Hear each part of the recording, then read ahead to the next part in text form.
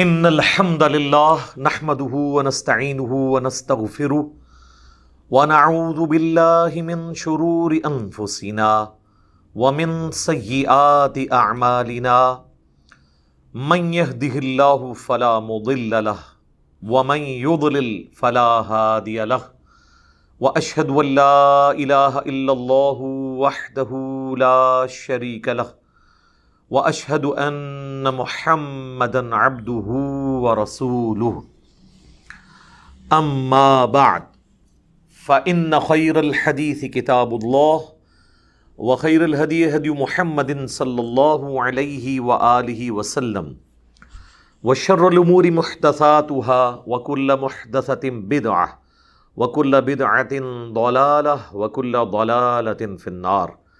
اعوذ باللہ السمیع العلیم من الشیطان الرجیم من ہمزہ ونفخہ ونفثہ بسم اللہ الرحمن الرحیم رب اشرح لی صدری ویسر لی امری واحلل عقدۃ من لسانی یفقہوا قولی. بسم اللہ الرحمن الرحیم ان اللہ وملائکتہ یصلون علی النبی یا ایہا الذین آمنوا صلوا علیہ وسلموا تسلیما.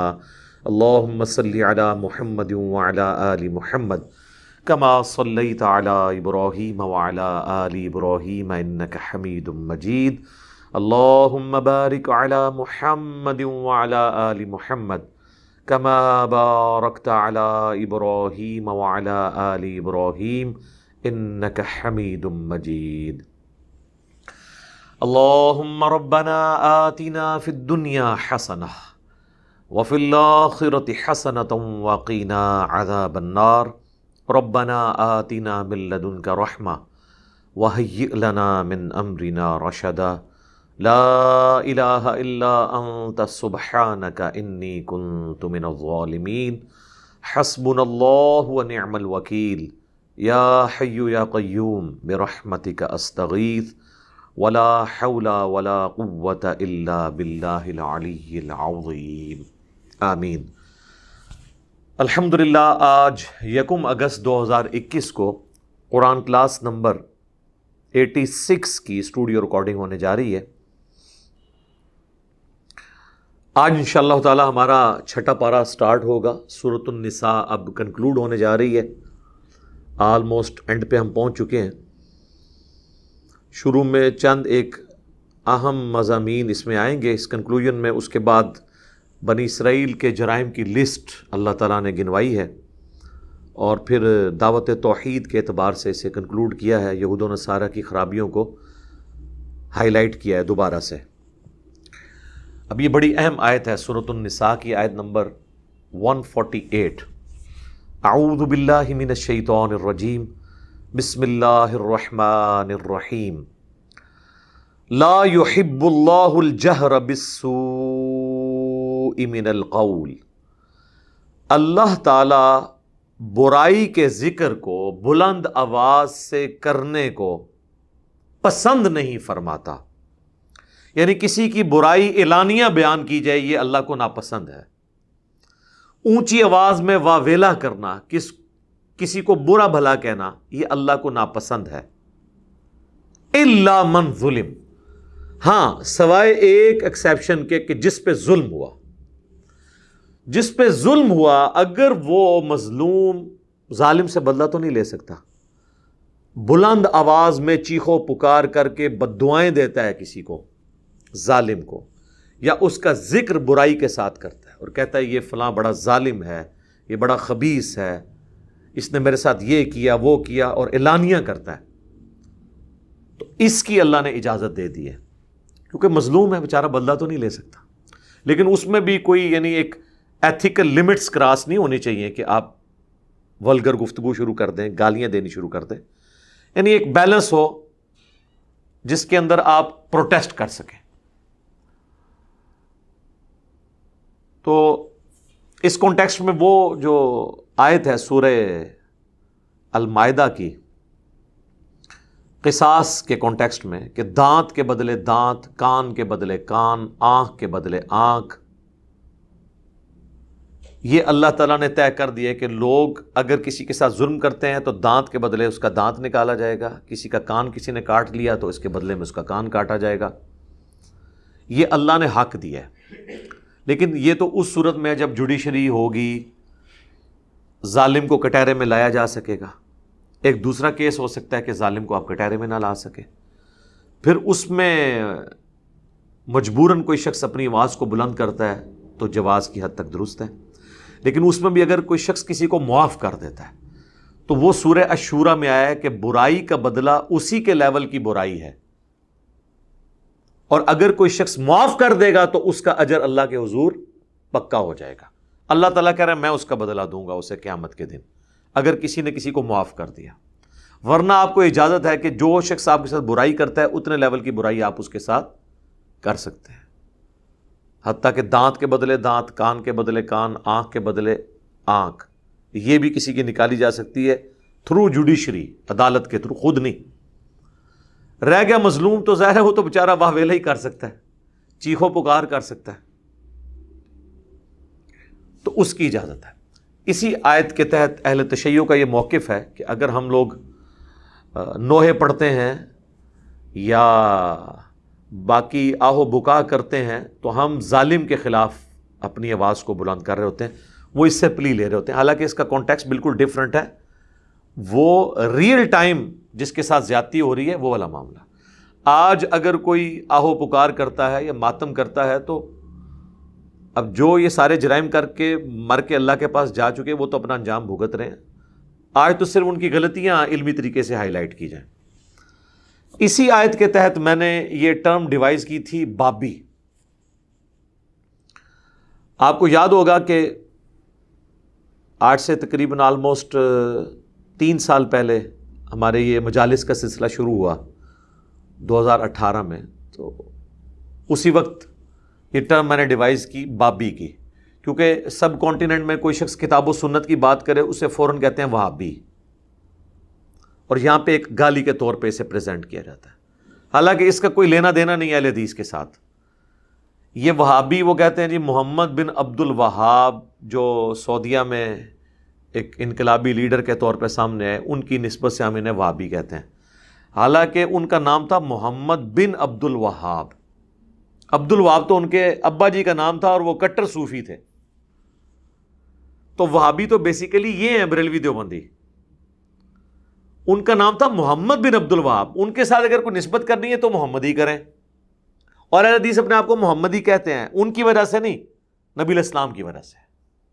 لیکن انہوں نے وہابی کہہ کے، چونکہ وہ محمد بن عبد الوہاب تھا، انڈیا پاکستان میں تو آپ کو پتہ ہے کہ اسی طریقے سے ان کو پتہ بھی نہیں ہوتا کہ بن لگا ہوا ہے نہیں لگا ہوا، انہوں نے وہابی کہنا شروع کر دیا. اور پھر یہ ٹرمز علماء کے ہتھے چڑھ گئیں، انہوں نے بھی ان کو وہابی کہنا شروع کر دیا. حالانکہ وہ اپنے آپ کو اہل حدیث کہتے رہے، چیختے رہے ہم اہل حدیث ہیں، ہم محمدی ہیں، انہوں نے نہیں مانا. پھر ملکہ وکٹوریہ سے باقاعدہ اہل حدیث نے انگریزوں کے دور میں اپنا نام رجسٹر کروایا اہل حدیث. وہ اکثر آپ کو یہ بتا رہے ہوتے ہیں نا کہ اہل حدیث نے تو ملکہ وکٹوریہ سے اپنے آپ کو رجسٹر کرایا ہوا ہے. تو سر دیوبند اور بریلویوں کے مدرسے جو ہیں یہ حضرت جبرائیل علیہ السلام نے رجسٹر کیے ہیں آ کے، جن کی حکومت ہے انہیں سے رجسٹر کروایا جائے گا نا. اب الہدا انٹرنیشنل جو ڈاکٹر فرحت ہاشمی کی ہے وہ کینیڈا میں رجسٹر ہوئی ہے. تو کینیڈین گورنمنٹ تو پاکستانی گورنمنٹ کی طرح اس طریقے سے اپنے آپ کو مسلمان گورنمنٹ تو کلیم نہیں کرتی. تو جس حکومت کے تحت آپ کام کر رہے ہیں تو اسی کے ساتھ ہی اس کو رجسٹر کروایا جائے گا. تو یہ تو کوئی ایپ والی بات تو نہیں تھی، انہی کے پاس رجسٹر کرانا تھا. انہوں نے تو رجسٹر اپنے آپ کو اس لیے کرایا تاکہ لوگ ان کو وہابی نہ کہیں. تو میرے خیال ہے ان کو اپریشیٹ کرنا چاہیے.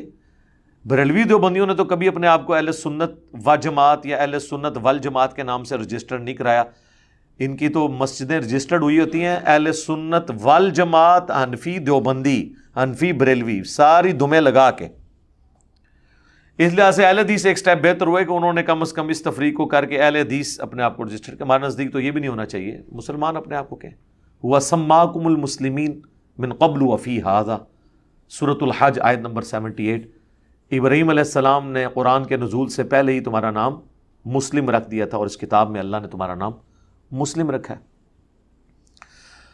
تو اب چونکہ ہم بھی توحید پہ بات کر رہے تھے، ہم بھی بخاری مسلم پہ چلنے کی بات کر رہے تھے، اگرچہ اہل حدیث بخاری مسلم میں چلنا صرف چند ایک فقہی مسائل کو کہتے ہیں، رفع الیدین، آمین، ہم نے تو ٹوٹلی بخاری مسلم کو فالو کیا نا، یعنی آل امیہ کی بدماشیوں کو بھی ایڈریس کیا بخاری مسلم کی روشنی میں. اس لیے ہمیں کوئی ان کے ساتھ تو منسوب نہیں کر سکتا، لیکن پھر بھی ہمیں انہوں نے کہا جی آپ کی باتیں درست ہیں لیکن یہ وہابیوں والی باتیں ہیں، آپ وہابی ہیں، چھپے ہوئے وہابی ہیں. تو میں نے اس آیت کے تحت لا يحب اللہ الجہر بالسوء من القول الا من ظلم، اور سورہ الشورى کی آیت نمبر 40 کے تحت کہ برائی کا بدلہ اتنے ہی لیول کی برائی ہے آپ کر سکتے ہیں. میں نے کہا ٹھیک ہے، ہم ہو گئے وہابی پھر تمہاری نظر میں، تو پھر ہم تمہارا نام رکھیں گے بابی، بابوں کے ماننے والے، بابوں کا دفاع کرنے والے. یہ بابی ٹرم میں نے ڈیوائز کی وہابی کے اگینسٹ. تو اب آپ دیکھ لیں بابے بابے ہی ہر طرف ہو رہی ہے، لوگ وہابی لفظ کو ہی بھول گئے. تو پھر بڑے عرصے تک میں صرف اتنا ہی بولتا تھا، نہ میں وہابی نہ میں بابی، نہ میں وہابی نہ میں بابی. وہ پھر کوئی بھائی تھے، انہوں نے کال کی، عثمان بھائی سے میرے فون پہ بات ہوئی، تو انہوں نے کہا جی اس کو آپ شعر بنائیں، میں ہوں مسلم علمی کتابی، علموں کتابی. پھر ہم نے یہ کیا. اس کے بعد پھر ایک کوئی شاعر تھے بھائی، انہوں نے رابطہ کیا، انہوں نے کہا جی علمی کتابی سے کریں، کیونکہ وہابی، کتابی، بابی تو علمی ہونا چاہیے. علم خالی تو لفظ نہیں ہوگا، علم کی نسبت چھوٹی یہ لگا کے کریں. پھر یہ آہستہ آہستہ ایوالو ہوتا ہمارا نعرہ فائنل ہوا، نہ میں وہابی نہ میں بابی، میں ہوں مسلم علمی کتابی. پھر آپ کو پتہ ہے کافی عرصہ تو پھر یہ چلتا رہا. پھر کرتے کرتے اللہ تعالیٰ نے ایک اور چیز زبان پہ جاری کر دی. میں اکثر بول دیتا تھا کتابوں کا خدا اور بابوں کا خدا. یہ ہے کتابوں کا خدا، یہ بابوں کا خدا. یعنی جب قرآن و سنت سے ہماری مروجہ تعلیمات ٹکراتی تھی تو میں جملہ بول دیتا تھا. کرتے کرتے میں نے بولنا شروع کر دیا کتابوں کا خدا اور ہے، بابوں کا خدا اور. تو ایک کوئی بھائی تھے، وہ یعنی شاعری کے ساتھ شغف رکھتے تھے، تو انہوں نے نا میری ویڈیو کے نیچے نا اس کو مکمل شعر بنا دیا، مرنے سے پہلے اے مسلماں کر لے اس پہ غور، کتابوں کا خدا اور ہے، بابوں کا خدا اور. وہ میں نے کامنٹس پڑھے، میں نے کہا یار کمال اس بندے نے کامنٹس کیے. تو پھر ہمارا یہ شعر والو ہو گیا. یہ دکھائیں جی کیمرہ پیچھے کر کے شعر، یہ دونوں شعر میں ہم نے یہاں لکھ کے لگا دیے. تو یہ تھوڑا سافٹ سلوگن تھا، مرنے سے پہلے اے مسلمان کر لے اس پہ غور، کتابوں کا خدا اور ہے، بابوں کا خدا اور. یعنی جس خدا کا تعارف، جس دین اسلام کا تعارف ہمیں کتابیں کرواتی ہیں وہ اور ہے، اور جو ہمیں بابے بتا کے گئے ہیں وہ اور ہے. اگرچہ بابے اسی خدا کو مانتے تھے لیکن ان کوالٹیز کے ساتھ نہیں جو آسمان سے نازل ہوئے ہوئے دین میں. تو اس طریقے سے یہ کرنا، شعر و شاعری کے ذریعے مخالفین کو جواب دینا، یہ سنت ہے. بخاری مسلم دونوں میں حدیث ہے، حضرت حسان ابن ثابت نبی علیہ السلام کے خلاف جو لوگ بکواسات کرتے تھے اپنے شعروں میں اس کا جواب دیتے تھے. اور بخاری مسلم کے الفاظ ہیں، نبی علیہ السلام حضرت حسان کو دعا دیتے تھے اور کہتے تھے اے حسان تیری شاعری جو ہے کافروں پر ہمارے تیروں سے زیادہ سخت ہے. چونکہ وہ اپنے آپ کو عربی اور غیر عربیوں کو عجمی کہتے تھے. عجمی کہتے ہیں گونگوں کو. وہ کہتے تھے ہم فصیح اللسان ہیں. وہ تو عام گفتگو بھی جو ہے نا ردیف قافیے کے ساتھ کر دیتے تھے عربی. اس لیے اللہ نے ان کا غرور توڑا قرآن بھیج کے، کیونکہ وہ سمجھتے تھے ہماری طرح کوئی ردیف قافیے اور شاعری کو کر ہی نہیں سکتا. تو اللہ تعالیٰ نے اس شاعری کے توڑ میں قرآن کو بھی ایک ڈیوائن ردم کے ساتھ نازل فرمایا. تو پھر حضور علیہ السلام کی دعا ہے بخاری مسلم میں، اے اللہ روح قدس کے ذریعے حسان بن ثابت کی مدد فرما. تو حسان بن ثابت اشعار میں جواب دیا کرتے تھے کافروں کے اعتراضات کا. وہ صحیح مسلم میں اوپر تلے 10 احادیث ہیں حضرت حسان والے چیپٹر میں، جس میں ان کے پورے شاعری کا کلام موجود ہے. وہ ہم نے اپنے شعیب بھائی سے، اس کا اردو ترجمہ بھی ہے، میرے آقا میرے مولا محمد رسول اللہ صلی اللہ علیہ وآلہ وسلم. تو وہ ترجمہ پڑھوایا تھا. وَكَانَ اللَّهُ سَمِيعًا عَلِيمًا، اور اللہ تعالیٰ خوب سننے والا ہے، علم والا ہے. یعنی اگر کسی کو دنیا میں بدلہ نہ بھی ملا بے فکر رہے، اللہ کے علم میں کس کے ساتھ ظلم ہوا، ظالم کون تھا، اور اللہ سن رہا ہے، سب کی آہو پکار، کوئی دل سے بھی آواز دیتا ہے نا اللہ کو، اللہ سن رہا ہے. بدلے کا دن جو ہے قیامت کا دن ہوگا. ان تبدو خیرن، اگر تم ظاہری کوئی نیکی کرتے ہو، او تخفو، یا پوشیدہ رکھ کے، تو وہ اللہ تبارک تعالیٰ کے علم کے اندر ہے. اللہ تعالیٰ سے کوئی چیز چھپی ہوئی نہیں ہے. اس ظاہری اور پوشیدہ نیکیوں سے مراد اللہ کی راہ میں خرچ کرنا بھی ہو سکتا ہے، اور بعض نیکیاں ایسی ہیں جیسے نماز ہے جماعت سے پڑھنا، یہ ظاہری نیکی ہے. اب کوئی شخص نہیں کہہ سکتا میں جماعت سے نماز اس لیے نہیں پڑھتا لوگ مجھے کہیں گے ریاکار ہے. نہیں، وہ تو فرض ہے، حکم ہے. یا میں داڑھی اس لیے نہیں رکھتا کہ لوگ مجھے دیندار سمجھیں گے. بعض لوگ اس لیے بھی داڑھی نہیں رکھ رہے ہوتے. اور بھئی یہ تو حکم ہے. جہاں حکم آ جاتا ہے نا وہاں باقی ساری چیزیں پیچھے رہ جاتی ہیں. یہ ساری قصے کہانیاں پیچھے. یہ صرف نفلی عبادات کے لیے ہے کہ آپ چھپا کے کریں. فرائض تو ہمارے ہے ہی اکثر اعلانی ہے. اب سحری کے لیے اٹھنا ہے اور جا کے فجر، اب جب سحری کے لیے آپ اٹھتے ہیں تو رمضان میں تو فجر عام دنوں سے بھی آدھا پونا گھنٹہ پہلے ہو رہی ہوتی ہے. تو اب آپ کو کہ جی میں مسجد میں جاؤں گا، لوگوں کو پتہ چل جائے گا انہیں سحری کی تھی، تائیں آ گیا جلدی، تو میں روزہ رکھنا ہی چھوڑ دوں. اس طرح نہیں ہوگا. تو اس طرح کی جو نیکیاں ہیں وہ بعض کا شیطان ان چکروں میں بھی ڈال دیتا ہے لوگوں کو. بلکہ صوفیاء میں ایک پورا طبقہ ہے جن کو کہا جاتا ہے ملامتی، یعنی ملامت کرتے ہیں. اب وہ بظاہر ایسے کام کرتے ہیں جس سے لوگوں کے دلوں میں ان کے لیے نفرت پیدا ہو، اور اس سے وہ انجوائے کرتے ہیں کہ لوگ ہمیں برا سمجھیں، ہم اللہ کے حضور نیک ہوں گے، اور عجیب و غریب اوٹ پٹانگ قسم کی حرکتیں کرتے ہیں. وہ اگر آپ نے پڑھنی ہے تو آپ کشف المحجوب میں کافی اس قسم کے واقعات موجود ہیں. اگر تم نیکی کرتے ہو ظاہر کر کے یا پوشیدہ کر کے، او تعفو عن سوء، یا درگزر کرتے ہو کسی کی برائی سے، کسی کو معاف کر دیتے ہو، فإن اللہ کان عفوا قدیرا، تو دیکھو اللہ تعالیٰ بھی تو ڈھیل دینے والا ہے، قدرت والا ہے. قدرت کے باوجود اللہ بھی تو اپنے بندوں کو ڈھیل دیتا ہے، معاف کر دیتا ہے. تو اگر تم معافی کی روش اختیار کرتے ہو تو اللہ کے علم میں ہے، یقیناً تمہیں جزا ملے گی. اور وہ سورہ الشورى کے اندر پارہ نمبر 25 میں یہ آیت مبارکہ موجود ہے. وَجَزَاءُ سَيِّئَةٍ سَيِّئَةٌ مِثْلُهَا، اور برائی کا بدلہ اسی کے لیول کی برائی ہے. فَمَنْ عَفَا، اور جو کوئی معاف کرے، وَأَصْلَحَ، اور اصلاح کر لے، فَأَجْرُهُ عَلَى اللَّهِ، تو اس کا اجر اللہ کے حضور پکا ہو گیا. إِنَّهُ لَا يُحِبُّ الظَّالِمِينَ، اللہ ظلم کرنے والوں کو محبوب نہیں رکھتا. تو اجر مل جائے گا جو اس طرح کرے گا. وہ اللہ تبارک و تعالیٰ نے یہ روش رکھی ہے کہ جو معافی کی روش اختیار کرے گا، اللہ کی یہ سنت ہے کہ اللہ تعالیٰ اس کو بدلہ قیامت والے دن دے گا انشاءاللہ تعالیٰ. اور زیادہ کوشش اسی روش کی کرنی چاہیے جی. آخری درجے تک ڈھیل دینی چاہیے کسی کو، فوراً بدلہ اتارنے کی کوشش نہیں کرنی چاہیے. اللہ تعالیٰ بھی تو ایسا نہیں کرتا. بخاری اور مسلم دونوں میں حدیث ہے، نبی صلی اللہ علیہ وآلہ وسلم نے فرمایا کہ جو شخص دنیا میں کسی مسلمان کی پردہ پوشی کرے گا، اس کے عیب پہ پردہ ڈال دے گا، قیامت والے دن اللہ تعالیٰ اس کے عیبوں پہ بھی پردہ ڈالے گا. یہاں پہ کسی کو کسی کا عیب پتہ چل جائے اچھالنا شروع کر دیتے ہیں. ہاں اگر وہ بندہ ایسا ہے جو پبلک اکاؤنٹ ہولڈر ہے یا مذہبی پیشوا ہے اور وہ مذہب کے نام کے اوپر لوگوں کو دھوکہ دے رہا ہے، اس کو تو ضرور ایکسپوز کرنا چاہیے. لیکن ایک عام انڈیویجول کی کوئی اس طرح کی چیز نہیں کرتی، اور اس میں بھی اس کی وہ چیز ایکسپوز کرنی چاہیے جس کی وجہ سے لوگ افیکٹ ہی ہیں.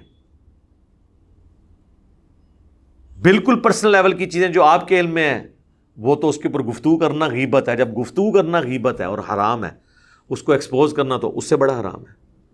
لیکن بعض اوقات غیبت کرنا واجب ہو جاتا ہے.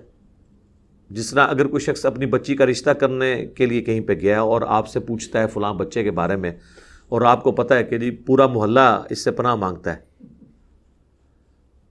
تو آپ کا یہ کام ہے کہ اس کی غیبت کریں. ایسی صورت میں غیبت کرنا واجب ہے. امام مسلم نے صحیح مسلم کے شروع میں مقدمے میں بعض جو تقوی کے حیضہ والے لوگ ہیں نا، ان کا بھی رد کیا ہے تابعین، تبع تابعین کے اقوال کی روشنی میں، کہ بعض لوگ کہتے تھے کہ یہ جو حدیثیں گھڑنے والے ان کی برائی بیان نہ کریں، یہ غیبت ہے۔ تو انہوں نے بتایا کہ علم حدیث میں اسماء و رجال کا علم تو ہے ہی سارا غیبت ہے، اور یہ وہ غیبت ہے جو کرنا واجب ہے، نہ کرنا حرام ہے۔ یعنی جب تک آپ جھوٹے راویوں کا نہیں بتائیں گے یہ کذاب ہے، اس کا حافظہ خراب ہو گیا تھا، تو وہ جو رسول اللہ کے ریفرنس سے باتیں بیان کر رہا ہے وہ تو پھر خود ہی بنا کے بیان کرے گا، پھر آپ اس کے نام پہ دین کا جنازہ نکالنا شروع کر دیں گے۔ تو اسماء و رجال کا پورا علم، راویوں کو پرکھنے کا پورا علم، یہ غیبت کے اوپر ہی تو کھڑا ہے، اور مرے ہوئے بندوں کی غیبت ہے۔ یعنی آج اگر ہم کہتے ہیں فلاں راوی جو ہے ضعیف تھا، تو مر چکا ہے، زندہ بھی نہیں ہے۔ تو یہ وہ غیبت ہے جو کرنا ضروری ہے، کیونکہ اس سے دین افیکٹ ہو رہا ہے۔ عام مسلمان کے لیے یہ حکم ہے کہ اس کے لیے پردہ پوشی کی جائے، حتیٰ کہ بخاری مسلم میں حدیث ہے کہ اللہ تعالیٰ قیامت والے دن اہل ایمان کو اپنے قریب بلائے گا، ایمان والے مومنین میں سے ایک مومن کو، اور پردہ فرما لے گا، یعنی اس کا اور مخلوق سے پردہ ہو جائے گا، اور اللہ تعالیٰ اسے کہے گا تو نے دنیا میں یہ کیا، یہ کیا، یہ کیا، یعنی اس کی غلطیاں گنوائے گا، اور وہ گمان کرے گا کہ لو جی مارا گیا میں۔ پھر اللہ تعالیٰ فرمائے گا کہ میں نے دنیا میں بھی تیرے گناہوں پہ پردہ رکھا تھا، اب بھی پردہ رکھوں گا۔ لیکن اس میں الفاظ ہے مومن۔ مومن کا مطلب یہ ہے کہ وہ واقعی دین پہ چلنے والا ہوگا۔ کوئی شخص 100% پرفیکٹ نہیں ہو سکتا، تو اکاؤنٹیبلٹی اس کی بھی ہو جائے گی کہ یار اگرچہ تیرے نیکیاں گناہوں پہ بھاری ہیں، لیکن یہ کام تو نے دنیا میں کیے تھے، تو اللہ تعالیٰ وہ گنوا کے نا بیسیکلی بتائے گا کہ دیکھ میں اگر پکڑنا چاہتا تو اس بات پہ پکڑ سکتا تھا، لیکن درگزر کیا، معاف کر دیا۔ تو معافی کی روش اللہ تعالیٰ اڈاپٹ کرنے والا ہے اور اسی کی ترغیب دلاتا ہے۔ اب مجھے بتائیں، جو اللہ ان کوالٹیز کا مالک ہے، اس کے بارے میں کوئی یہ گمان کر سکتا ہے کہ وہ اللہ کسی عام انسان کو وضو کرتے ہوئے اس کے گناہ دھلتے ہوئے دکھا دے؟ جی، فضائل اعمال میں لکھا ہوا ہے کہ امام حنیفہ رحمۃ اللہ علیہ کے سامنے جو بندہ وضو کرتا تھا نا، تو وضو کرنے سے جو گناہ دھلتے ہیں نا، وہ ان کو نظر آ جاتے تھے کہ اس نے فلاں برائی کی، اس نے زنا کیا، اس نے یہ کیا، اس نے وہ کیا، تو وہ گناہ دھلتے ہوئے نظر آتے تھے۔ یہ گناہ دھلتے ہوئے تو صحابہ کو نظر نہیں آئے۔ اور دوسری بات، یہ ٹیکنیکلی غلط ہے، وضو کرنے سے تو زنا معاف ہی نہیں ہوتا، وضو کرنے سے صرف چھوٹے گناہ معاف ہوتے ہیں، بڑے گناہ تو توبہ سے معاف ہوتے ہیں۔ وضو کرنا یا دنیا کی بڑے سے بڑی بھی کوئی نیکی گناہ کبیرہ سے تو معافی کا نہیں ہوتا۔ بخاری مسلم دونوں میں حدیث ہے کہ اگر بڑے بڑے گناہوں سے بچا جائے تو ایک نماز سے دوسری نماز، ایک رمضان سے دوسرا رمضان، اور ایک جمعے سے دوسرا جمعہ درمیان کے گناہوں کا کفارہ ہے۔ اگر بڑے گناہوں سے بچا جائے تو نماز چھوڑنا تو خود سب سے بڑا گناہ ہے اس روئے ارض کا۔ یہ نہیں ہو سکتا کوئی شخص ایک جمعہ پڑھے ادھر سے اگلا جمعہ پڑھے بیچ والی ساری نمازاں معاف، نہیں۔ حضور نے فرمایا اگر بڑے گناہوں سے بچا جائے تو نماز چھوڑنے سے بڑا گناہ ہی کوئی نہیں ہے۔ لہٰذا درمیان کے گناہ کبھی بھی معاف نہیں ہوں گے جب تک انسان فرائض کے اوپر پابندی اختیار نہیں کرتا اور حرام سے نہیں بچتا۔ نیکیوں سے صرف چھوٹے گناہ معاف ہوتے ہیں۔ پھر صحیح مسلم میں حدیث ہے، نبی علیہ السلام نے فرمایا میں نے ارادہ کیا کہ میں عذاب قبر تمہیں سنوا دوں اللہ سے دعا کر کے، لیکن مجھے خدشہ ہوا کہ تم اپنے مردوں کو دفنانا چھوڑ دو گے۔ تو صحابہ کرام کو تو عذاب قبر دیکھنا تو دور کی بات، سنوایا بھی نہیں گیا۔ تو بعد کے لوگ کہتے ہیں ہم قبروں کے حال بھی دیکھ لیتے ہیں، کہانیاں۔ بخاری مسلم دونوں میں حدیث ہے، نبی علیہ السلام ایک جگہ سے گزرے اور پھر رک گئے۔ صحابہ نے کہا کیوں رکے؟ فرمایا ان دو قبر والوں کو عذاب ہو رہا ہے، ایک پیشاب کی چھینٹوں سے نہیں بچتا تھا، دوسرا چغلی کھاتا تھا۔ پھر حضور نے ایک ٹہنی توڑ کے اس کے دو ٹکڑے کر کے دونوں قبروں پہ لگائے اور فرمایا جب تک ہری رہیں گی ان کے عذاب میں تخفیف ہوگی۔ صحابہ کو نہیں عذاب قبر نظر آیا۔ بخاری مسلم دونوں میں حدیث ہے، حضور کا ایک مدعم نامی غلام تھا جو آپ کا سفر میں سواری کا کجاوا کستا تھا۔ خیبر کے موقع پر ایک نامعلوم تیر اسے لگا اور وہ شہید ہو گیا، اور بخاری مسلم کے الفاظ ہیں، صحابہ نے کہا کہ اسے شہادت مبارک ہو۔ شہادت مبارک کس کو وہ کہہ رہے تھے؟ صحابی وہ۔ آپ نے فرمایا تم اسے مبارکیں دے رہے ہو، اور مجھے اللہ نے دکھایا ہے کہ اس نے صرف ایک چادر چوری کی تھی مال غنیمت کی، اور وہ آگ کی اس کو پہنا دی گئی ہے۔ تو صحابہ کو تو آگ کی چادر نظر نہیں آئی ہے، تو بابوں کو کدھر سے کشف اور یہ چیزیں نظر آ جاتی ہیں؟ پھر صحابہ کرام اپنے گھروں میں دوڑے، اگر کسی نے کوئی رسی بھی اٹھائی تھی نا یہ سمجھ کے کہ اس کا تو مال غنیمت میں کوئی ورث نہیں ہے، وہ بھی آ کے مال غنیمت میں جمع کروائی کہیں پکڑ نہ ہو جائے۔ تو صحابہ کرام کو تو یہ چیزیں نظر نہیں آتی تھی، اور ان کے بابوں کے دعوے سنے، وہ کہتے ہیں جی ہمیں قبر کے اندر بھی دیکھ لیتے ہیں سب کچھ، وہ جی اللہ دکھاتا ہے، جی اللہ دکھاتا ہے تو انہوں بخاندہ رہے، اللہ صحابہ نے نہیں بخایا، جو سب سے زیادہ حقدار تھے ان چیزوں کے دیکھنے کے، کیونکہ ان کے ذریعے دین آگے پھیلنا تھا۔ یہ غیبی خبریں ہیں۔ سورہ آل عمران کی آیت نمبر 179 ہے، ما کان اللہ لیطلعکم علی الغیب، اللہ کی یہ شان ہی نہیں کہ تمہیں غیب پر اطلاع دے، بلکہ وہ چن لیتا ہے اپنے رسولوں میں سے جسے چاہتا ہے۔ تمہارا کام ہے اللہ اور اس کے رسولوں پر ایمان لے کر آؤ۔ امتیوں کا کام ہے رسولوں کی غیبی خبروں پہ ایمان لانا، اور یہ لوگ یہ کلیم کرتے ہیں ہمارے بابے یہ دیکھ لیتے ہیں کہانیاں۔ فضائل اعمال میں تو یہاں تک لکھا ہے، حضور کی وفات کے آلموسٹ 650 سال بعد کا واقعہ ہے، کیونکہ شیخ قرطبی کا زمانہ وہی ہے۔ وہ کہتے ہیں جی ایک نوجوان تھا جسے کشف ہو جاتا تھا کون جنت میں ہے کون جہنم میں، تو وہ بزرگ کہتے ہیں کہ جی میں نے کہا شاید یہ ویسے ہی گپے مارتا ہے، اس نے چیخ ماری اور کہا کہ میری ماں کو جہنم میں لے کے جا رہے ہیں۔ تو کہتے ہیں میں نے یہ سنا ہوا تھا کہ جو 70,000 دفعہ کلمہ پڑھ کے کسی کو بخش دے تو اس کی مغفرت ہو جاتی ہے، تو ایک نصاب میں نے سنبھال کے رکھا ہوا تھا، ایک بنڈل آف 70,000 کلمہ شریف ٹی سی ایس کے لیے میں نے رکھا ہوا تھا، بس اس پہ ایڈریس لکھنا تھا، سٹیکر لگانا رہندا سی۔ میں فوراً سٹیکر لایا، یعنی میں نے دل میں اس کو اصال ثواب کر دیا، اور کہتے ہیں تھوڑی دیر بعد وہ خوش ہو گیا اور کہنے لگا کہ میری ماں کو بخش دیا گیا۔ تو بزرگ کہتے ہیں کہ اس واقعے سے مجھے 2 فائدے ہوئے، ایک تو مجھے یہ پتہ چلا کہ یہ حدیث ٹھیک ہے، یہ 70,000 دفعہ کلمہ کسی کو بخشنے سے چاہے انہیں کام چک کے رکھا ہوئے وہ مغفرت ہو جاتی ہے، ٹھیک ہے۔ اور دوسرا اس کے کشف کی بھی تصدیق ہو گئی کہ واقعی مطلب وہ ٹھیک بول رہا تھا پہلے۔ یار یہ کشف کی تصدیق تو تب ہوگی جب آپ بھی دیکھ رہے ہوں۔ جو مرضی کو بولتا رہے، اس کے دماغ میں بھی شیطان نے ایک وسوسہ ڈالا، اس کے دماغ میں بھی شیطان نے ایک وسوسہ ڈالا، کوئی انسائڈ کر گیا اور ایک سارے کا سارا معاملہ ہو گیا۔ تو کہانیاں بنائی ہوئی ہیں۔ ابھی یہ پچھلے دنوں اقرار الحسن صاحب نے ایک پروگرام کیا نا، اس میں وہ ایک سید بنا ہوا ہے اور وہ گرم کر کے نا وہ درانتی سی وہ اپنی زبان پہ رکھتا ہے، کہتا ہے اصلی سید کی نشانی ہے کہ وہ رکھتا ہے۔ وہ آپ تے گرم کر کے رکھ سکتا ہے، اسی گرم کر کے رکھی نا ہاں تو پھر کوئی سید نہیں بچنا، ٹھیک ہے۔ اندازہ کرو یار اس طریقے سے ہوتا ہے۔ اصلی سید تو ہے جو رسول اللہ کے ساتھ اٹیچ ہے نا۔ تو نبی علیہ السلام کے تو اپنے دانت 4 شہید ہو گئے، غزوہ احد میں، بخاری مسلم میں آتا ہے۔ اور سورۃ الاعراف میں آیا کہ اے نبی تم فرماؤ اگر میں غیب جان لیتا تو میں بہت سی بھلائیاں جمع کر لیتا اور مجھے کبھی کوئی تکلیف نہ پہنچتی، میں خیر کثیر سمیٹ لیتا۔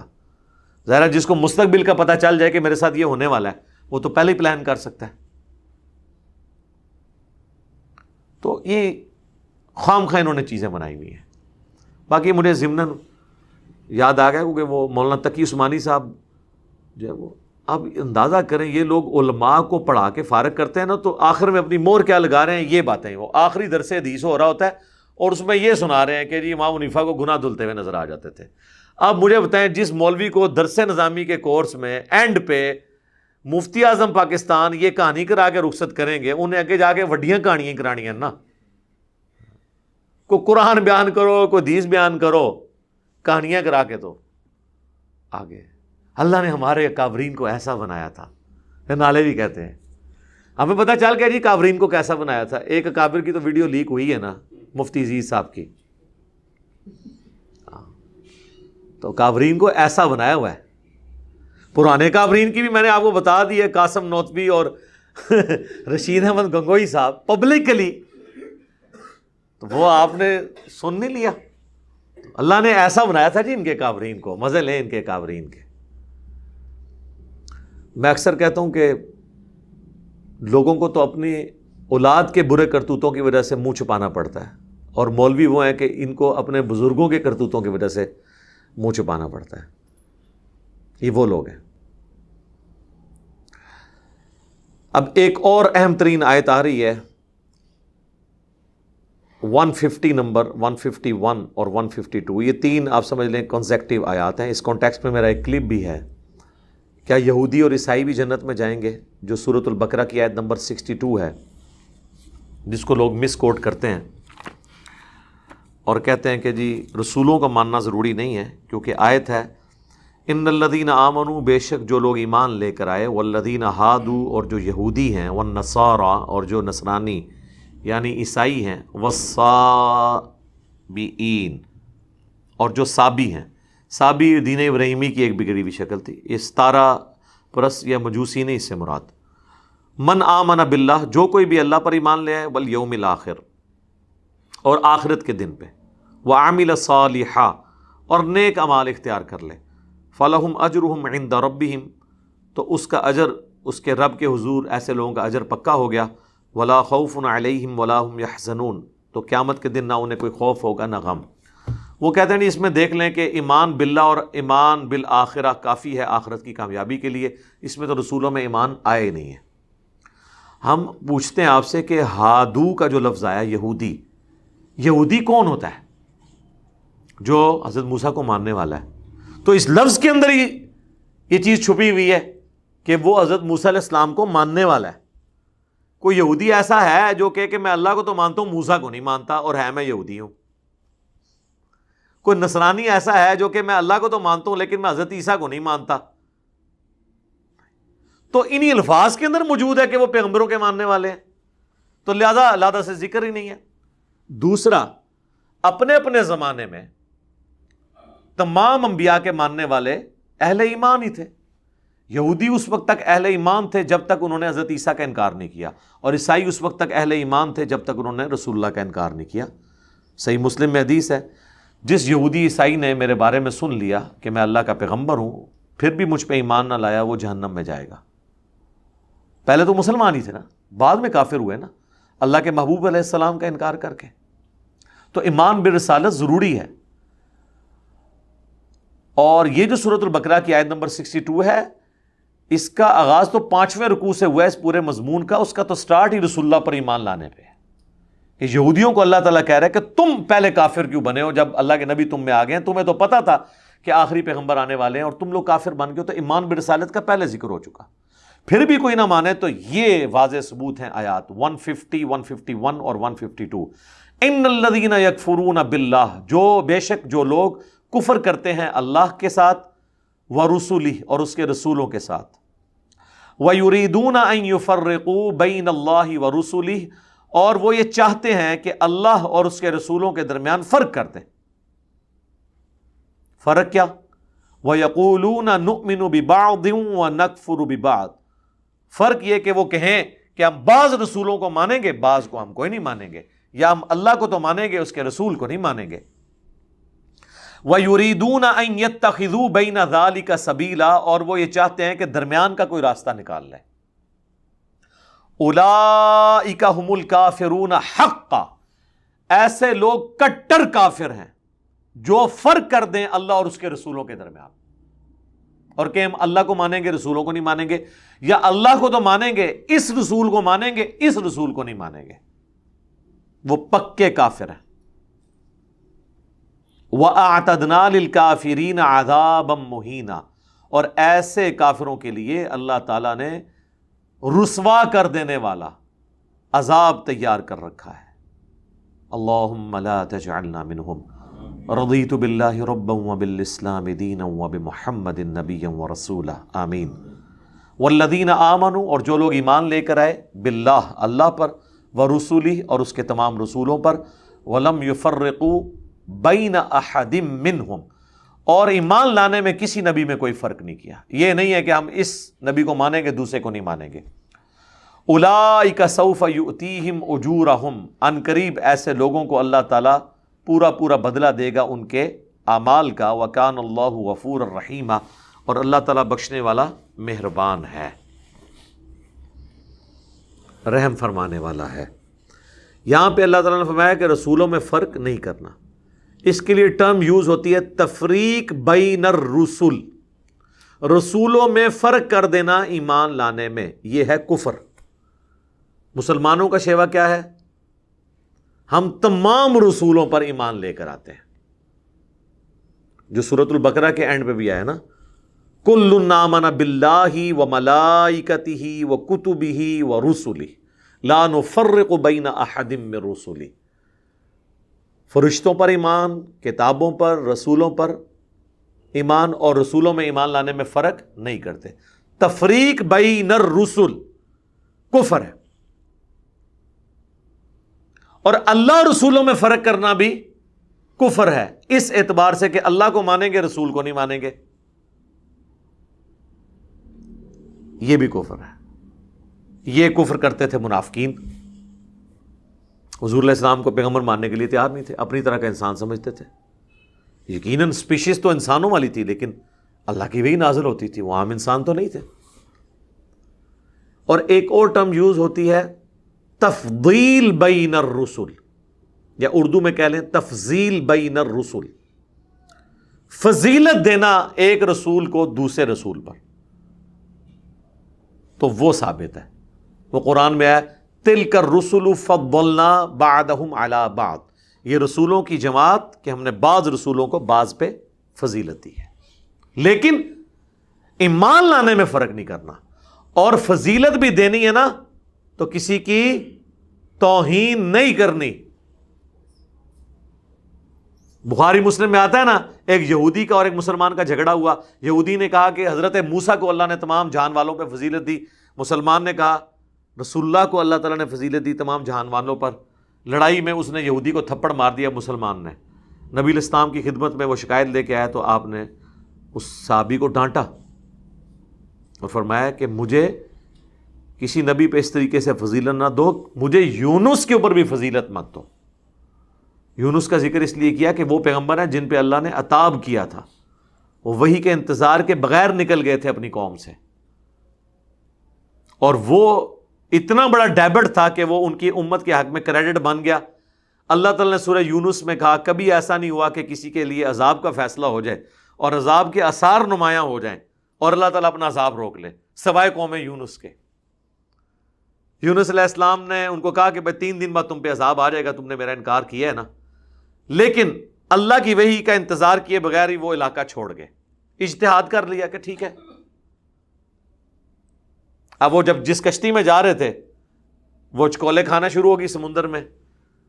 وہاں کے ملاحوں نے کہا کہ جی ہم میں کوئی ایسا شخص ہے، ایسا غلام ہے جو آقا کی اجازت کے بغیر بھاگا ہوا ہے، تو ہم کرہ نکالیں گے، جس کے نام پہ نکلے گا نا اس کو سمندر شریف میں پھر پھینکیں گے تاکہ باقی کشتی تو بچ جائے. اور ان کا یہ تجربہ تھا کہ اس طریقے سے کشتی بچ جاتی ہے. یہ توحید کی برکت آپ دیکھیں. 3 دفعہ کرہ ڈالا، تینوں دفعہ حضرت یونس علیہ السلام کے نام پہ نکلا. پہلی دفعہ ڈالا لوگوں نے کہا نہیں یار یہ تو نہیں ہو سکتے. دوسری دفعہ پھر حضرت یونس نے کہا ٹھیک ہے بھائی، جب فیصلہ ہو گیا تو ٹھیک ہے. حضرت یونس علیہ السلام کو پھینک دیا سمندر میں. اللہ تعالیٰ نے مچھلی کو حکم دیا، اس نے 3 دن اور 3 راتوں تک رکھا، اور وہاں پہ انہوں نے پھر دعا مانگی لا الہ الا انت سبحانک انی کنت من الظالمین. میرا پورا کلپ بھی ہے حضرت یونس علیہ السلام کے اوپر، آپ دیکھیں.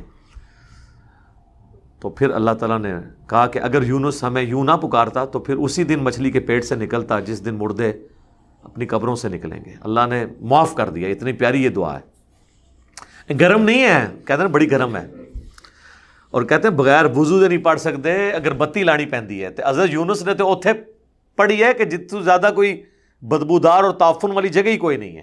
مچھلی کا پیٹ، میدا، میدے میں سے سارا تعفن نکلتا ہے نا، اور وہاں اللہ کو پکارا ہے، اللہ نے ان کی سن لی اور معاف کر دیا. تو وہ قوم یونس، اب چونکہ حضرت یونس علیہ السلام نکلے تھے، اللہ نے ان کی قوم کو پھر وہ جب عذاب کے آثار نظر آیا انہوں نے کہا یونس تو ٹھیک ہی کہتے تھے. وہ ساری قومیں پھر اس وقت کہتی تھی کہ یار پیغمبر ٹھیک کہتے تھے.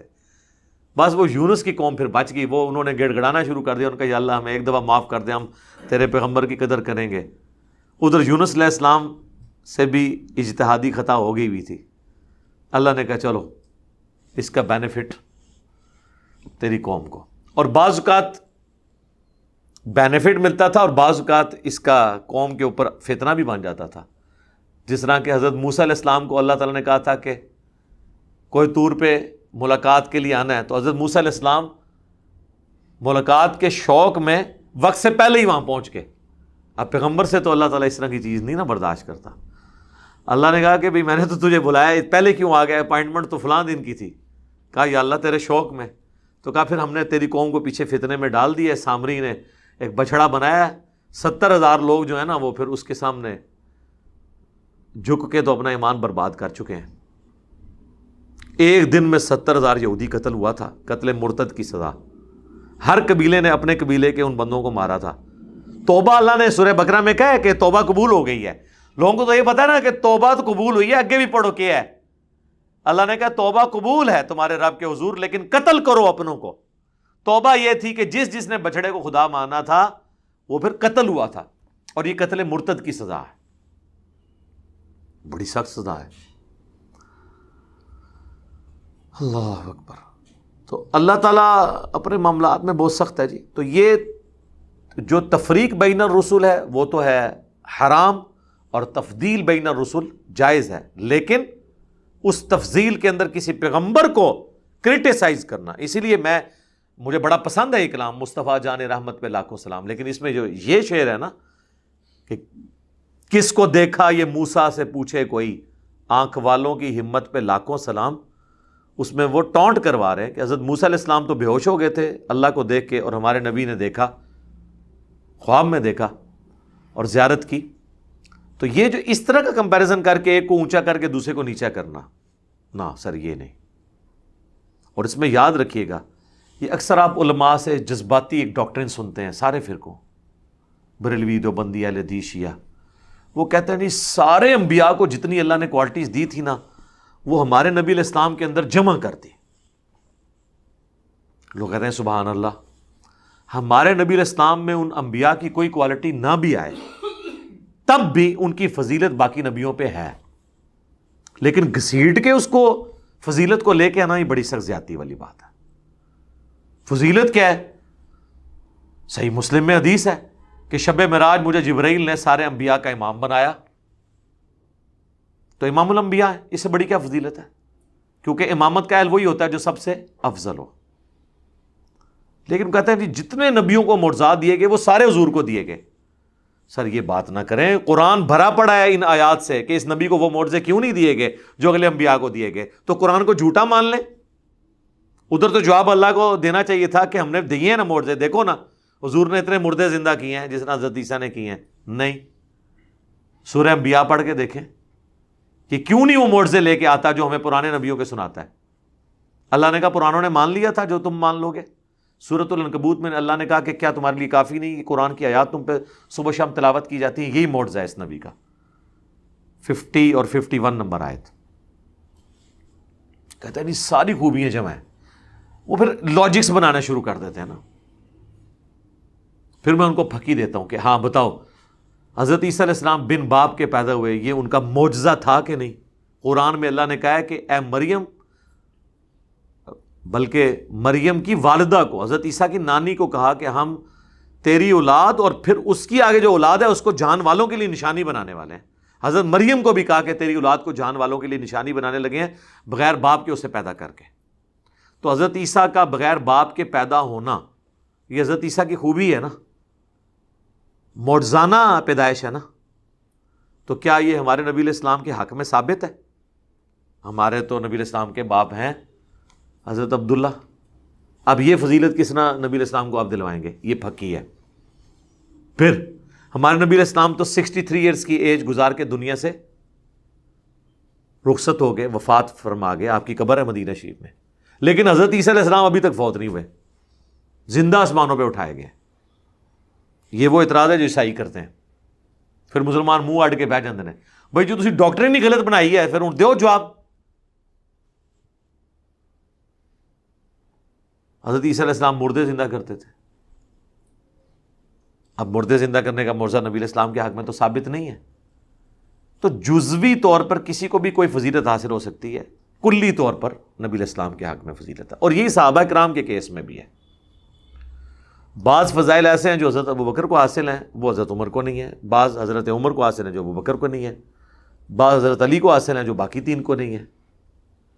بعض عثمان کو حاصل ہیں جو باقی 3 کو نہیں ہے.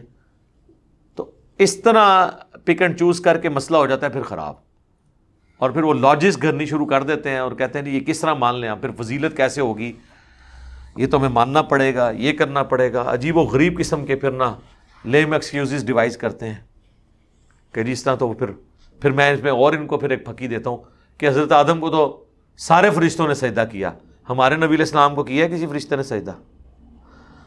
ایک صحابی نے کیا ہے, ابو داؤد ترمذی میں حدیث ہے, ابن ماجہ میں بھی, حضور نے اس کو بھی منع کر دیا اور فرمایا جب میں فوت ہو جاؤں گا تم میری قبر سے گزرو گے, کیا قبر پہ بھی سجدہ کرو گے؟ انہوں نے کہا نہیں یا رسول اللہ. تو فرمایا مجھے کیوں سجدہ کرتے ہو؟ اگر میں سجدہ جائز سمجھتا تو بیویوں سے کہتا کہ اپنے خامدوں کو سجدہ کریں اس حق کے سبب جو اللہ نے دیا. تو حضور نے تو اپنے حق میں وہ سجدہ تعظیمی بھی بیان کر دیا جو سجدہ تعظیمی حضرت آدم کے حق میں فرشتوں نے کیا تھا. آپ کوئی لاجک بنانی شروع کرے کہ جی چونکہ اس وقت کیا تھا تو لہذا اب ہم اپنے نبی کو کر سکتے ہیں, تو یہ تو کوئی بھی نہیں کرتا.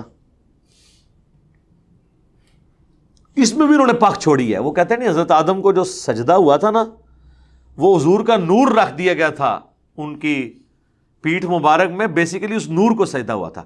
تو حضرت آدم کی پیٹھ سے صرف نبی علیہ السلام تو پیدا نہیں ہوئے سر, اسی بھی ادھے چوئیاں سانو ہی ہوئے ہے سجدہ. وہ انسانیت کی عظمت کو سجدہ ہوا ہے, اور اس سے بھی بڑھ کے اللہ تعالیٰ نے جو اپنا خلیفہ بنایا انسان کو, اللہ تعالیٰ کی اس قدرت کے شاہکار کو سجدہ ہوا ہے, کسی انڈیویجول کو نہیں ہوا. وہ ہم بھی تو تھے نا. اللہ نے کیا فرمایا, قُلْ نَهْبِطُوا مِنْهَا جَمِيعًا, ہم نے آدم اور اس کی بیوی سے کہا کہ تم سب کے سب جمع کے سیگے کے ساتھ, حالانکہ وہ 2 ہی تھے, زمین پہ اتر جاؤ. فَإِمَّا يَأْتِيَنَّكُم مِّنِّي هُدًى, اب جب کبھی بھی کوئی ہدایت کی بات آئے گی تمہارے پاس, جو اس کی پیروی کرے گا قیامت کے دن نہ اسے کوئی خوف ہوگا نہ کوئی غم, اور جو لوگ اللہ کی آیات کا انکار کریں گے اور اسے جھٹلائیں گے وہی اہل جہنم میں سے ہوں گے. تو وہ تو اللہ نے جب پوری انسانیت کو خطاب حضرت آدم کے ذریعے کیا ہے, وہ تو پوری انسانیت کو سجدہ ہوا ہے صرف یہ منوانے کے لیے کہ انسان اشرف المخلوقات ہے. لیکن اس صورت میں جب وہ پیغمبروں کا ماننے والا ہو. ابو جہل جو ہے وہ فرشتوں سے افضل نہیں ہے, یہ ذہن میں رکھیے گا. فرشتوں سے افضل اہل ایمان ہے, اور وہ بھی صرف ان فرشتوں سے افضل ہیں جو رسول نہیں ہیں. حضرت جبرائیل علیہ السلام سے افضل کوئی انسان نہیں ہے سوائے انبیاء کے جو انسانوں میں ہیں. غیر انبیاء چاہے وہ صحابہ ہوں تابعین ہوں, ان میں سے کوئی بھی کسی پیغمبر سے افضل نہیں ہو سکتا جو فرشتوں میں پیغمبر ہے. لہذا یہ جو شیخ عبد القادر جیلانی کے بارے میں مشہور ہے, انہوں نے اسرائیل سے روح واپس کھینچ لی تھی. عبد القادر جیلانی 1 کروڑ عبد القادر جیلانی انہوں نے مجال ہے. حضرت اسرائیل علیہ السلام تو اللہ کے پیغمبر ہیں, فرشتے ہیں. خدا دا نہ آ جائے کو عقل نو ہاتھ پاؤ تو اپنی روح کیوں کڈن دیتی, پھر روح کھولی. سب کہانی ہے, اور ان کہانیوں کا شیخ عبد القادر جیلانی رحمۃ اللہ علیہ کی تعلیمات سے کوئی تعلق نہیں ہے, سیدھی سی بات ہے. اب یہ کنکلوڈ ہو رہی ہے بات بنی اسرائیل کے جرائم سے متعلق. یسألک اہل الکتاب ان تنزل علیہم کتابا من السماء, اہل کتاب آپ سے یہ ڈیمانڈ کرتے ہیں کہ آپ پر آسمان سے کوئی ایسی کتاب کیوں نہیں نازل ہوئی ہے.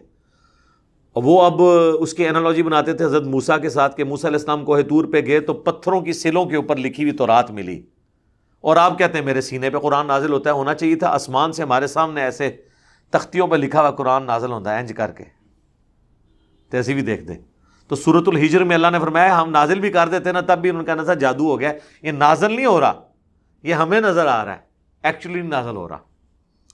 ظاہر ہے انسان کی تو نیچر ہے نا, جب مسلمان بخاری مسلم میں حدیثیں پڑھ کے کہتے ہیں نہیں اس کا یہ مطلب نہیں یہ ہے, آیت کا یہ مطلب نہیں یہ ہے, حالانکہ مطلب وہی نکل رہا ہوتا ہے جو ہے.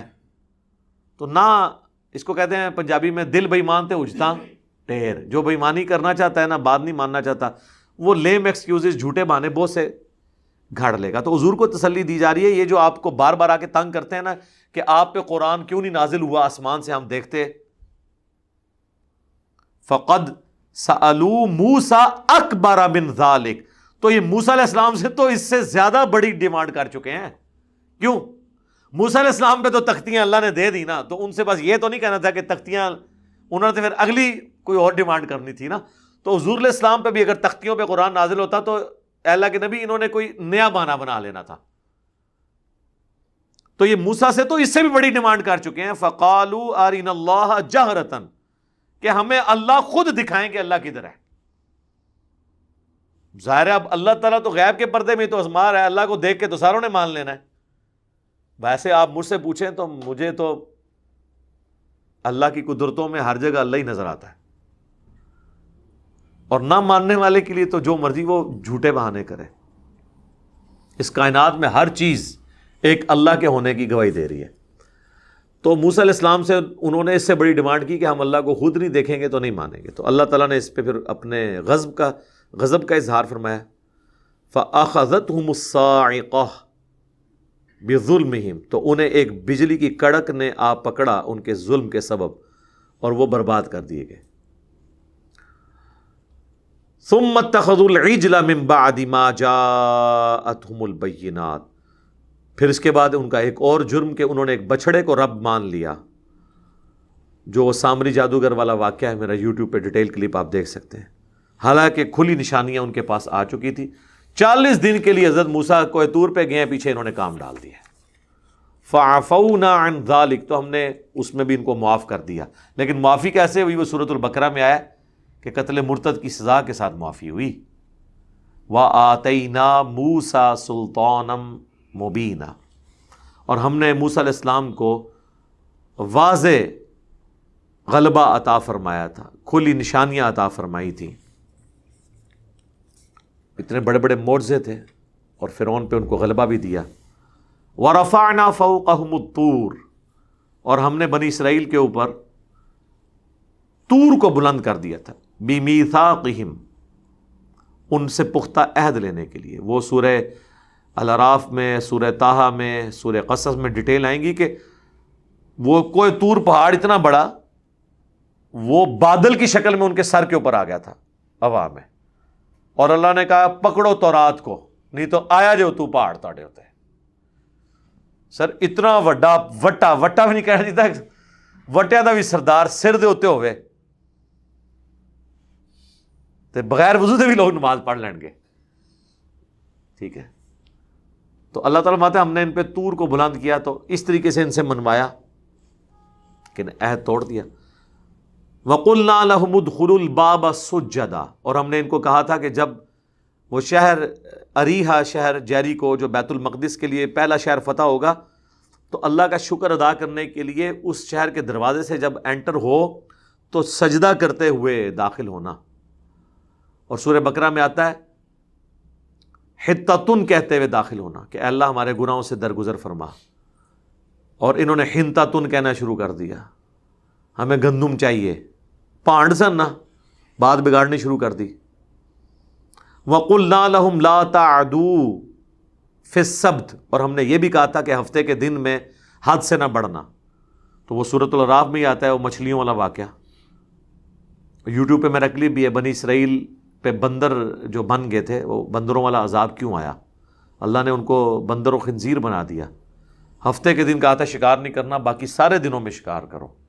ہفتے کا دن ٹوٹلی اللہ کو دینا ہے. ویسے مسلمان اس حوالے سے بڑے خوش نصیب ہیں، ہم تو جمعے کے دن بھی کاروبار کر سکتے ہیں. قرآن میں آیا کہ جب جمعے کا دن آئے اور اذان دی جائے اس وقت کاروبار چھوڑ دو، اور پھر جب نماز جمعہ پڑھو تو پھر دوبارہ سے کاروبار شروع کر دو. کیوں جی عثمان بھائی؟ ہاں. اور نماز کے دوران بھی موبائل آف نہ کرو، سائلنٹ پہ رکھو. ٹھیک ہے، یہ اللہ نے اتنی. لیکن یہودیوں کے لیے یہ تھا کہ جیسے ہی جمعے کی مغرب ہوتی تھی نا، غروب آفتاب، کوئی انہوں نے دنیا کا کام نہیں کرنا تا وقت کہ ہفتے کی مغرب نہ ہو جائے. اور اس دوران انہوں نے ٹوٹلی اللہ اللہ کرنی ہے، وقف ہے اللہ کے لیے. اس میں شکار بھی نہیں انہوں نے کرنا، جو پہلے کیا وہی پکا کے کھانا ہے. اور پھر اللہ نے آزمائش کیا کی کہ وہ مچھلیاں جو پورا ہفتہ نظر نہیں آتی تھی، قرآن میں الفاظ ہیں کہ اس دن وہ پھدکتی تھی، کیونکہ ان کو بھی پتہ چل گیا تھا کہ آج تو سانو پھاڑ ہی نہیں سکتے. تو ظاہر ہے پھر ان کا دل للچاتا تھا، پھر وہ شکار کر لیتے تھے۔ اللہ نے بندر و خنزیر بنا دیا۔ اللہ نے فرمایا 3 گروہ ہو گئے، ایک نے وہ کام کیا، دوسروں نے نہیں کیا، اور تیسروں نے انہیں روکا۔ تو اللہ نے فرمایا جنہوں نے روکا تھا نا ان کو تو ہم نے نجات دے دی، اور جو یہ کام کرنے والے تھے ان کو ہم نے بندر و خنزیر بنا دیا۔ اور تیسرے گروہ سے اللہ نے ایسی نفرت کا اظہار کیا کہ ان کا ذکر بھی نہیں کیا۔ اور المستدرک للحاکم میں پوری حدیث ہے، ابن عباس یہ آیات پڑھ کے رویا کرتے تھے، کاش مجھے پتہ چل جائے گی وہ تیسرے گروہ کے ساتھ کیا بنا ہے، کیونکہ ابن عباس کو یہ پتہ تھا کہ حکمرانوں کو برائیوں سے روکنا یہ کریٹیکل ایشو ہے۔ اگر ہم خاموشی اختیار کرتے ہیں کہ ہماری بھی پکڑ نہ ہو جائے، کیونکہ انہوں نے بنو امیہ کا زمانہ بھی پایا ہے، لیکن وہ آپ کو پتہ ہے پھر وہ لحاظ کوئی نہیں کرتے تھے، بولتے بھی تھے۔ تلبیہ کے کیس میں بولے ہیں نا، لبیک اللہم لبیک، ٹھیک ہے۔ تو اس پہ میرا پورا ڈیٹیل کلپ موجود ہے، بنی اسرائیل پر عذاب کیوں آیا، وہ آپ دیکھ سکتے ہیں، اس میں سورہ الاعراف کی آیات میں نے کور کی ہیں۔ وَأَخَذْنَا مِنْهُمْ مِيثَاقًا غَلِيظًا، اور ہم نے ان سے بڑا گاڑا عہد لیا تھا، لیکن وہ عہد انہوں نے توڑ دیا۔ ہفتے کے کیس میں انہوں نے ہیلا بازی کی، اور ہیلا بازی کیا کی، وہ انہوں نے سمندر کے ساتھ ایڈجسٹنٹ گڑھے کھود لیے تھے، مد و جزر کی وجہ سے جب وہ پانی اوپر آتا تھا ان گڑھوں میں قید ہو جاتا تھا، جب پانی اترتا تھا مچھلی ادھر ہوتی تھی، اتوار والے دن پھر وہ شکار کر لیتے تھے۔ اس طرح کے ہیلے بہانے وہ انہوں نے کیے، اللہ تعالیٰ نے ان کے اوپر عذاب نازل کیا۔ اللہم احسن عاقبتنا فی الامور کلیہا واجرنا من خزی الدنیا وعذاب الآخرہ۔ ابھی ان کے جرائم کی لسٹ باقی ہے، انبیاء کو قتل کرنا، حضرت عیسیٰ علیہ السلام کے قتل کا پوری سازش تیار کرنا، اس کی ڈیٹیل انشاءاللہ ہم اگلی کلاس میں کور کریں گے۔ اللہ تعالیٰ سے دعا ہے جو حق بات میں نے کہی اللہ تعالیٰ ہمارے دلوں میں راسخ فرمائے، اگر جذبات میں میرے منہ سے کوئی غلط بات نکل گئی تو اللہ تعالیٰ ہمارے دلوں ہی سے اسے دھو ڈالے، ہمیں معاف بھی کر دے، ہمیں کتاب و سنت کی تعلیمات پر عمل کر کے دوسرے بھائیوں تک پہنچانے کی توفیق عطا فرمائے۔ سبحانک اللہم و بحمدک، اشہد ان لا الہ الا انت، استغفرک و اتوب الیک، وما علینا الا البلاغ المبین۔ جزاکم اللہ خیرا۔